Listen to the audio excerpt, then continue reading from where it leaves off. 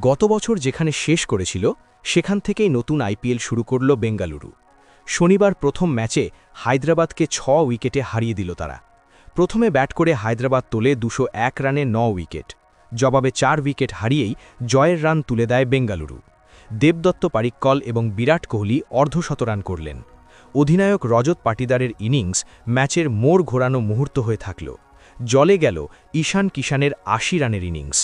হায়দ্রাবাদের তোলা ২০১ রান কাড়া করতে নেমে দুটি ৪ মেরে শুরুটা ভালোই করেছিলেন ফিল সল্ট, নয়, তবে দ্বিতীয় ওভারেই আউট হন তিনি। ৩-এ নামেন ইম্প্যাক্ট প্লেয়ার পারিক্কল। প্রথম বলেই জয়দেব উনাদকাটকে ৬ মেরে শুরু করেন। তখনই বোঝা গিয়েছিল কী রকম মেজাজে রয়েছেন। এরপর নীতিশ রেড্ডি, ডেভিড পেন, হর্ষ দুবে, এশান মালিঙ্গা কাউকে ছাড়েননি কর্ণাটকের ব্যাটার। ২১ বলে অর্ধশতরান করেন। ৮.১ ওভারেই ১০০ পেরিয়ে যায় বেঙ্গালুরু। ৪-এ নামেন পাটিদার।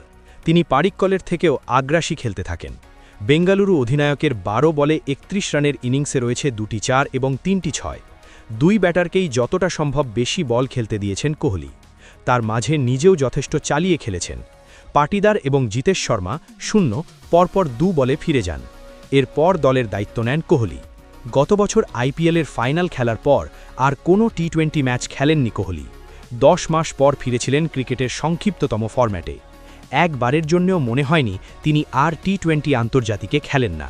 কোহলির প্রতিটি স্ট্রোকে ছিল আত্মবিশ্বাস। একবার তার ক্যাচ পড়েছে, এছাড়া সুযোগই দেননি বিপক্ষকে।